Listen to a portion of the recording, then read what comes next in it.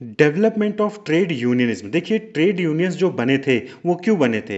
Actually जब industrialisation वाला phase था तो उस फेज में जो वेज अर्नर्स थे उनकी बहुत सारी नीड्स थी, बहुत सारी प्रॉब्लम्स थी जो कि ऑर्गेनाइजेशन द्वारा सॉल्व नहीं हो रही थी। तो उन अपनी नीड्स को, अपनी प्रॉब्लम्स को सॉल्व करवाने के लिए इन्होंने ग्रुप जो है बनाना स्टार्ट किया, और अपनी नीड को, जो वेज अर्नर्स हैं उनके नीड और उनकी प्रॉब्लम्स को सॉल्व करने के लिए ही ये जो ट्रेड यूनियंस थे ये बनना स्टार्ट हुए। तो 1851 की बात है कि जब 1851 में पहला कॉटन मिल जो है वो सेटअप हुआ था कैलकाटा में। सब्सिक्वेंटली बहुत सारे इंडस्ट्रियल इंटरप्राइजेज जो है वो इस्टेब्लिश होना स्टार्ट हो गए थे 19th सेंचुरी के सेकेंड हाफ में। क्लियर?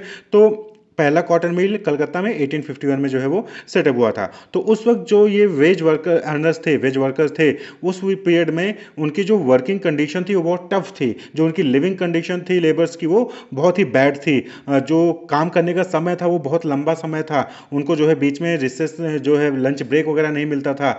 जो वेज था वो भी बहुत कम मिलता था, और जो जनरल लेबर कंडीशंस थी वो भी जो है बहुत ही खराब थी। क्लियर? शुरुआत इंडस्ट्रियलाइजेशन के शुरुआती दौर में तो ये बहुत सारी प्रॉब्लम्स जो है वो लेबर को, वेज अर्नर्स को जो है वो झेलनी पड़ रही थी। तो बहुत सारे लोगों ने जो अलग अलग इंडस्ट्रीज़ में थे उन लोगों ने स्ट्राइक करना स्टार्ट कर दिया। 1877 की बात है, टेक्सटाइल वर्कर थे एम्प्रेस मिल के नागपुर के, उन्होंने जो है स्ट्राइक किया और लंबे समय तक जो है उन्होंने स्ट्राइक किया। और उनकी डिमांड क्या थी कि long time demanding short working hours. वो चाह रहे थे कि कम जो है समय का जो है वर्किंग आवर हो, एडुकेट वेजेस हो, यानी कि उनको सही समय पे और सही अमाउंट का वेज मिले, और अदर जो इंप्रूवमेंट थी एम्प्लॉयमेंट कंडीशन की, वर्किंग कंडीशन के, उसमें इंप्रूवमेंट किया जाए। तो इसको लेकर जो है फिर वहां पर जो है यूनियंस ग्रुप बनने स्टार्ट हो गए और उन्होंने जो है स्ट्राइक करना स्टार्ट कर दिया, लॉकआउट करना स्टार्ट कर दिया। क्लियर? तो 1882 से 1890 की बात है जहां पर 25 स्ट्राइक्स जो है रिकॉर्ड किए गए थे बॉम्बे और मद्रास प्रेसिडेंसीज में।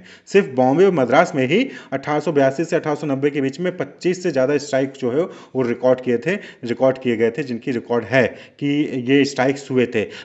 तो बहुत सारे स्ट्राइक्स हो रहे थे। तो इसको देखते हुए 25 मार्च 1875 को गवर्नमेंट ऑफ बॉम्बे ने फर्स्ट बॉम्बे फैक्ट्री कमीशन जो है वो अपॉइंट किया था फैक्ट्री कंडीशन को इन्वेस्टिगेट करने के लिए। फैक्ट्री में क्या कंडीशन है, वर्कर्स की, लेबर्स को क्या चीज़ें प्रोवाइड की जा रही हैं, क्या सर्विसेज दी जा रही हैं, उसको इन्वेस्टिगेट करने के लिए गवर्नमेंट ऑफ बॉम्बे ने पहला बॉम्बे फैक्ट्री कमीशन जो है 25 मार्च 1875 को अपॉइंट किया गया था। क्यों अपॉइंट किया? क्योंकि बहुत सारे स्ट्राइक्स वहाँ पर स्टार्ट हो गए थे। जो है अलग अलग कंपनीज में, ऑर्गेनाइजेशन में स्ट्राइक्स लेबर ने करना स्टार्ट कर दिया, जिससे काम हैम्पर होता था। क्लियर? तो इसको ध्यान में रखते हुए पहला बॉम्बे फैक्ट्री कमीशन जो है वो सेटअप किया गया था, जिसके बाद फर्स्ट इंडियन फैक्ट्री एक्ट जो है वो पास हुआ था 1881 में।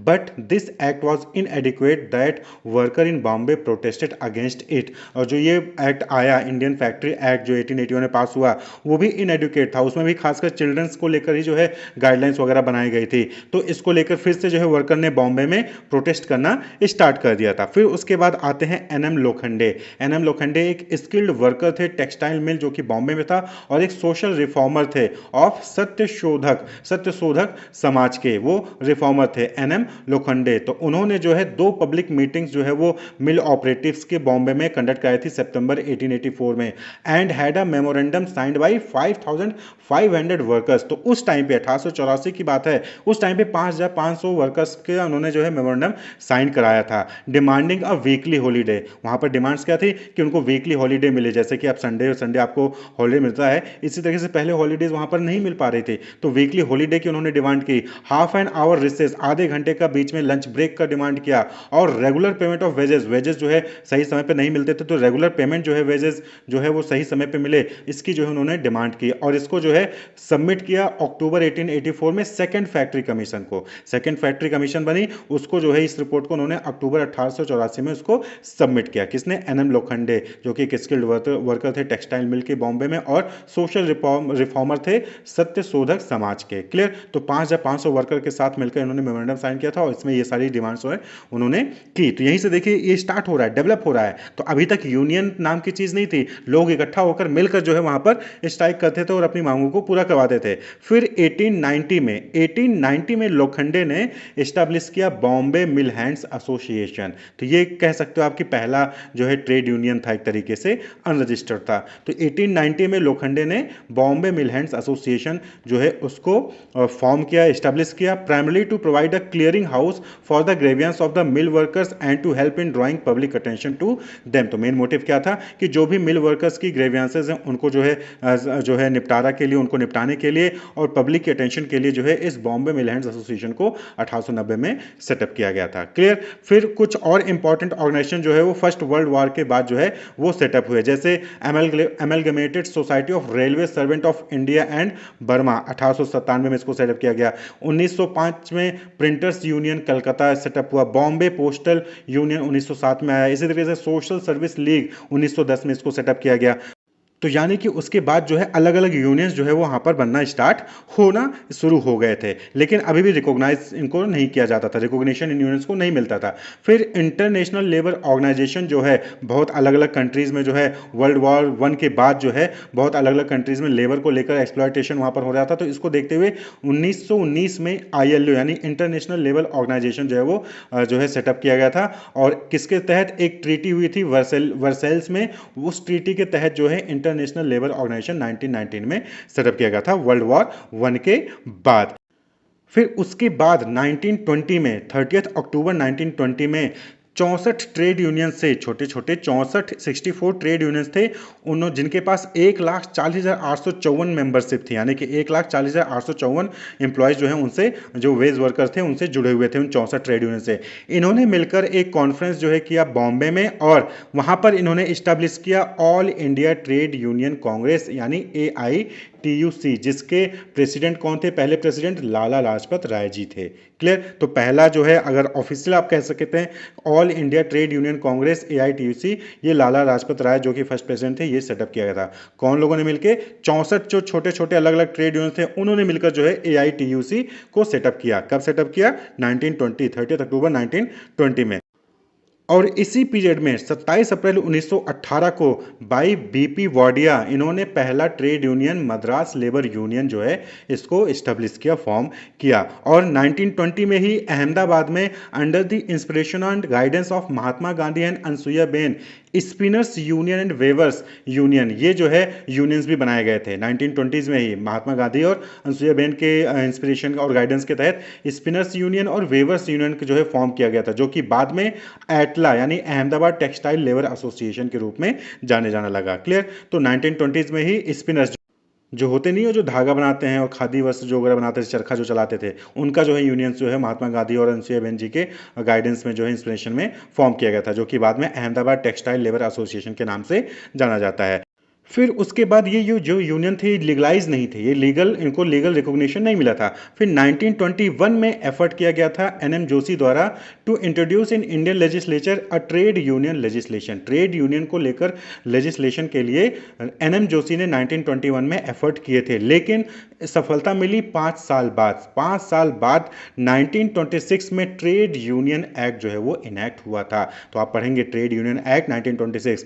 तो 5 साल बाद 1926 में ट्रेड यूनियन एक्ट जो है वो इनैक्ट किया गया था, legalising the right of worker to combine and form unions, यानी कि ये राइट है वर्कर्स का कि वो कंबाइन होकर यूनियंस बना सकते हैं, उनको लीगल रिकॉग्निशन देने के लिए ये ट्रेड यूनियन एक्ट 1926 लाया गया। क्लियर।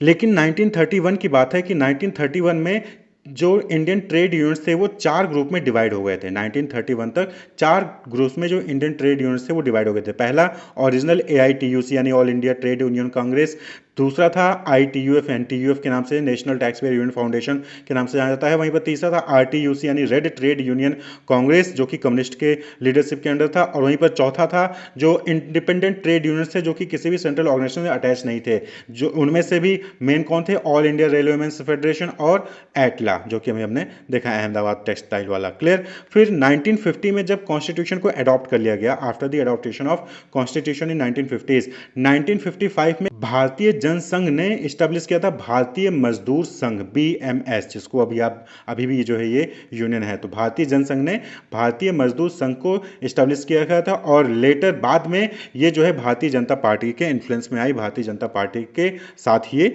जुड़ी। कौन? भारतीय मजदूर संघ। तो 1955 में इसको इस्टेब्लिश किया गया था भारतीय जन संघ द्वारा। क्लियर। 1969 की बात है कि इंडियन नेशनल कांग्रेस जो है वो डिवाइड हो गया था 2 पार्ट में, रूलिंग कांग्रेस और organisation Congress. Congress. Indian national Congress 1969 के आसपास डिवाइड हुआ था रूलिंग और ऑर्गेनाइजेशन कांग्रेस में। तो जो रूलिंग कांग्रेस थी उसने जो है NINTUC को रखा, क्लियर। वहीं पर जो ऑर्गेनाइजिंग कांग्रेस थी, ऑर्गेनाइजेशन कांग्रेस थी, उन्होंने जो है अहमदाबाद में एक नया ऑर्गेनाइजेशन सेटअप किया, नेशनल लेबर ऑर्गेनाइजेशन। तो 1969 में INC जो है वो दो डिवाइड हुई, रूलिंग कांग्रेस और ऑर्गेनाइजेशन कांग्रेस। रूलिंग कांग्रेस ने INTUC रखा और वहीं पर ऑर्गेनाइजेशनल कांग्रेस ने NLO, नेशनल लेबर ऑर्गेनाइजेशन की स्थापना की।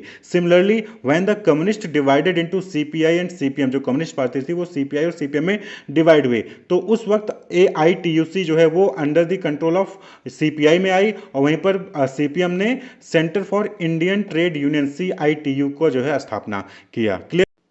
तो ये कुछ फैक्ट्स थे डेवलपमेंट को लेकर ट्रेड यूनियंस का, कि कैसे कैसे ट्रेड यूनियंस के डेवलपमेंट हुआ है, कैसे पहले लोग ग्रुप में मिलकर हड़ताल किया, स्ट्राइक किया, फिर उसके बाद लोगों ने जो है मिलकर काम किया, फिर यूनियंस फॉर्म हुए, फिर उनको लीगलाइज किया गया और फिर कैसे कैसे नए नए ऑर्गेनाइजेशन जो है, नए नए यूनियंस जो है वो फॉर्म होते चले गए। तो अगर हम आज के टाइम की बात करें तो जो major central trade unions organisations हैं तो उनमें भारतीय मजदूर संघ यानी BMS आता है जो कि BJP के तहत है। Indian national trade union Congress है जो कि इंडियन नेशनल कांग्रेस के तहत आता है। वहीं पर all India trade union congress और centre of Indian trade unions, ये कम्युनिस्ट से रिलेटेड है, क्लियर। तो आज 2021 में एक रिपोर्ट पब्लिश हुआ था, उस रिपोर्ट के तहत total number of registered trade unions जो हैं इंडिया में वो हैं 37,638, 37,638 ट्रेड यूनियंस हैं जो कि रजिस्टर्ड हैं 2021 डेटा के अकॉर्डिंग।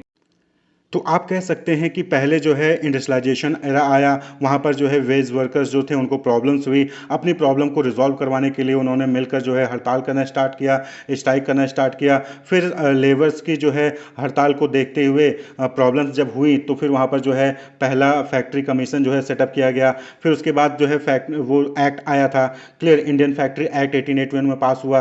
फिर उसके बाद जो है वहाँ पर Bombay mill hands association form किया गया, क्लियर। फिर उसके बाद और सारे यूनियंस जो है वहाँ पर फॉर्म होना स्टार्ट हो गए। फिर वर्ल्ड वॉर 1 हुआ, उसके बाद 1919 में इंटरनेशनल लेबर ऑर्गेनाइजेशन सेटअप किया गया, क्लियर। फिर 64 ट्रेड यूनियंस थे जिन्होंने मिलकर AITUC यानी कि all India trade union Congress को सेटअप किया, जिसके पहले प्रेसिडेंट लाला लाजपत राय जी थे। फिर उसके बाद मद्रास लेबर यूनियन जो है फॉर्म हुआ BP वाडिया द्वारा, क्लियर। फिर महात्मा गांधी जी ने भी और अनसुयाबेन जी ने भी स्पिनर्स यूनियन और वेवर्स यूनियन को फॉर्म किया, और जिसको बाद में अहमदाबाद टेक्सटाइल लेबर एसोसिएशन कहा गया। फिर NM जोशी जी थे जो इन्होंने इंडियन लेजिस्लेचर में ट्रेड यूनियन लेजिस्लेशन लाने की कोशिश की 1921 में, जो कि 1926 में ट्रेड यूनियन एक्ट जो है पास किया गया, जिसके बाद वो लीगलाइज हुआ। तो पहले लीगल नहीं था, जिसके बाद फिर ट्रेड यूनियन एक्ट आने लगा, जिसके बाद ये चीज़ लीगलाइज हो गई कि हाँ वर्कर्स अपनी राइट को प्रोटेक्ट करने के लिए वो कंबाइन हो सकते हैं, यूनियंस फॉर्म कर सकते हैं। और फिर उसके बाद जो है जो यूनियंस थे वो 4 मेजर ग्रुप में डिवाइड हो गए। और फिर आज के टाइम पे अगर देखें तो कुछ इंपॉर्टेंट मेजर ऑर्गेनाइजेशन हैं जो कि सेंट्रल ट्रेड यूनियन ऑर्गेनाइजेशंस हैं, जो कि अभी आपने नाम देखे BMS, INTUC, AITUC, CITU। और 2021 के डेटा के अकॉर्डिंग 37,638 ट्रेड यूनियन अभी भी रजिस्टर्ड हैं। Wish you all the best, keep watching.